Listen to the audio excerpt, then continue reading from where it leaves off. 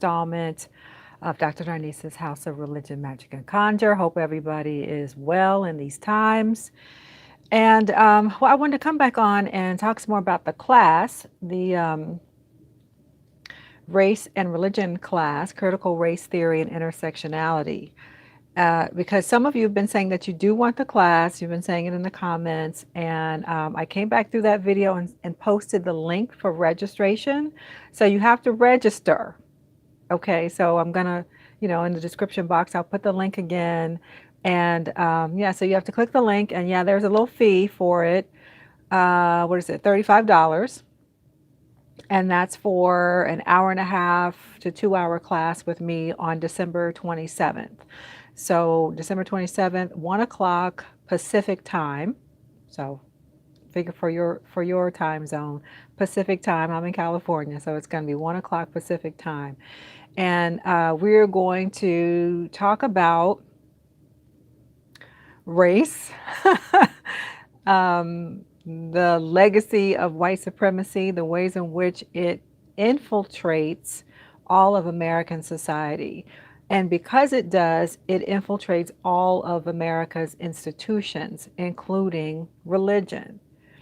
And so I'm going to spend some time talking about, the origin of this idea of white supremacy, and do some teaching from a couple of different books, not extensively, and I'm going to show you a couple of the books that I will be using, and you can choose to get these books. I hope that you will, for your own, your own libraries and your own education.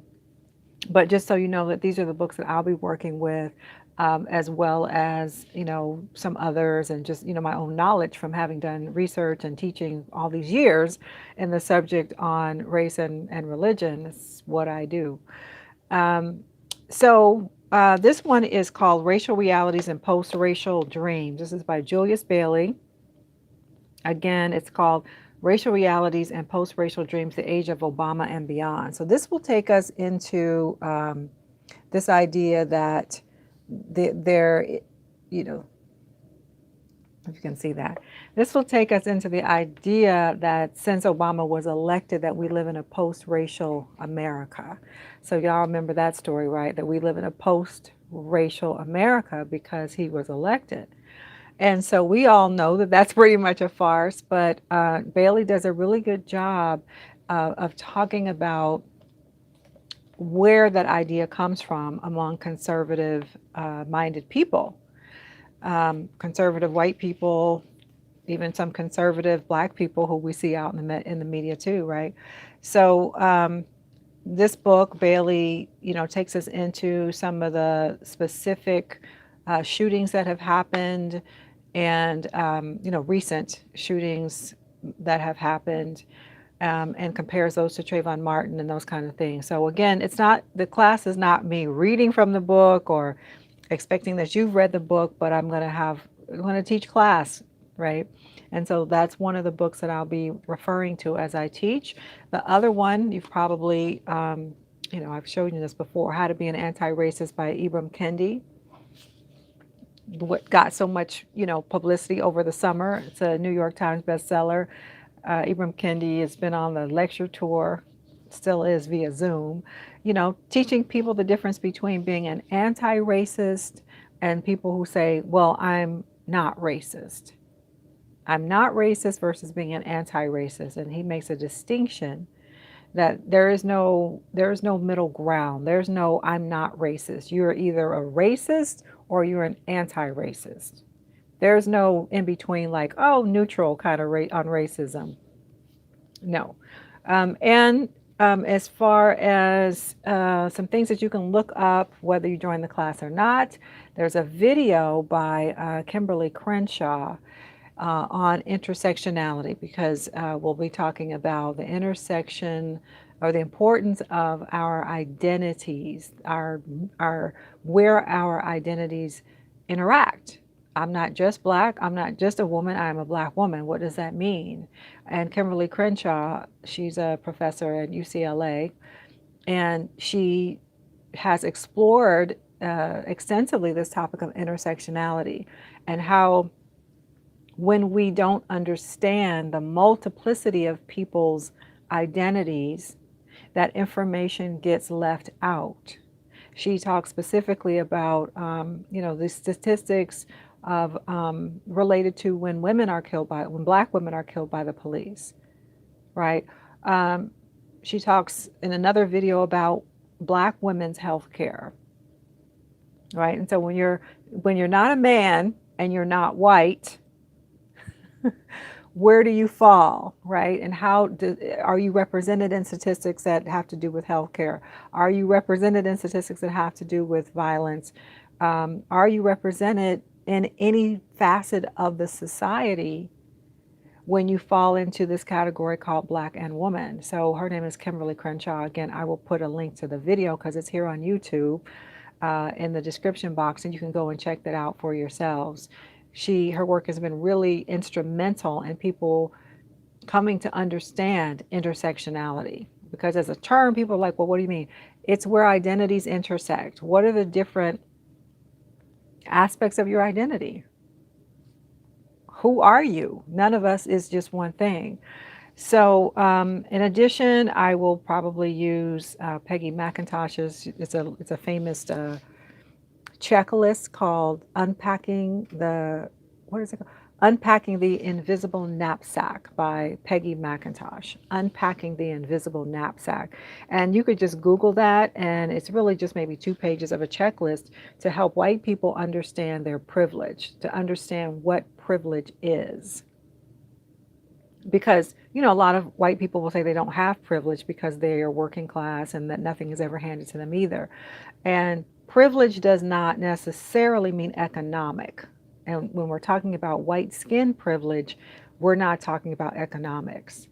It means that yes, you have problems as a white person too, but in America, your skin color is not one of your problems. But when you're a Black person in America, your skin color is a problem, one of the problems that you have. So anyway, what else? Michelle Alexander, The New Jim Crow. I'll be referring to Robin DiAngelo on white fragility, right? What is white fragility? The unwillingness of white people to deal with their own racism, the unwillingness for them to hear other people talk about racism because it makes them uncomfortable, makes them cry, makes them feel such guilt that they don't want to participate, and they say, well, it makes me uncomfortable, so I don't want to talk about that. And so Robin DiAngelo is the author of a book called White Fragility, and how to work around that, for them, for white people, to get themselves ready to have a mature conversation. Also Tim Weiss, you can search for the videos here on YouTube. Just pretty much take any Tim Weiss video, but he did a lot on white privilege as well.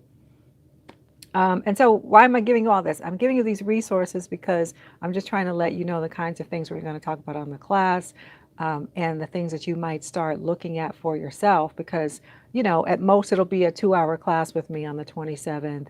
If we get enough interest and momentum, then I could continue them and offer another one and, kind of keep going.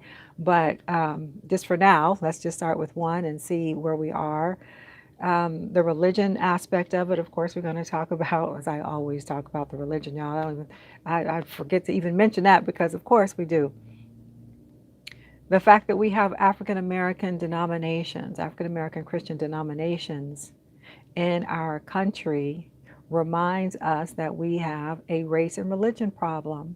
Why do we have the African Methodist Episcopal Church, African Methodist Episcopal Zion? Why do we have Black Baptist denominations? Why do we have Kojic Pentecostals, right? Because racism has been such a problem in America that it has infiltrated religion, spirituality, that space or that place where you would think people would be able to come together because they have a common belief in God. Well, apparently not. It's still, racism is so much a problem in America that it just infuses this country really from its inception up to now. And we see people today who are, fighting in the streets over it, in terms of wanting to hold on to their version of America, the American history that they want to think about only.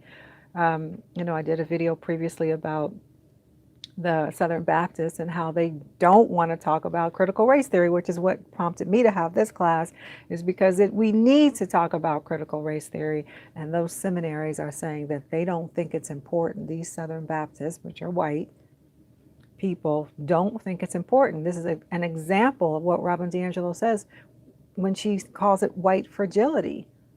Those seminary presidents are so fragile, and they think that their constituencies are so fragile that they cannot even talk about race. And so many people's feelings are hurt that they can't talk about or represent Jesus as white anymore. It's a reckoning. It's a reckoning for people who are used to telling the story through their own perspective, white, that now that they're confronted with so much history, so much information that says we're not going forward with your narrative anymore, they really are mad. I mean, just coming undone. They don't know what to do with themselves. And so here we are. And it's the reason why I want to have the class. I also want to talk about, my book back here, Beyond Christianity, African Americans in the New Thought Church. This book is available on Amazon. This is about African Americans in New Thought. And so I keep saying I'm going to do a series on it, and then I, get moved to do something else.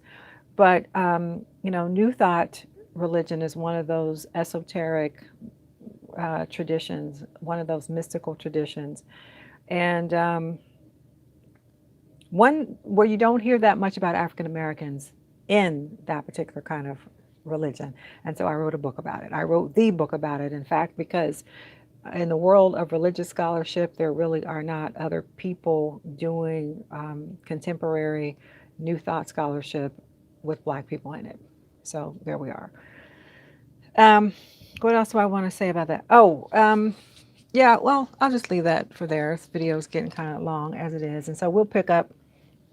I'll introduce some ideas from my book as well in the class, because what I want to do in another video here is to talk about the New Age movement, because people say, oh, well, New Thought is New Age. New Thought is really not New Age.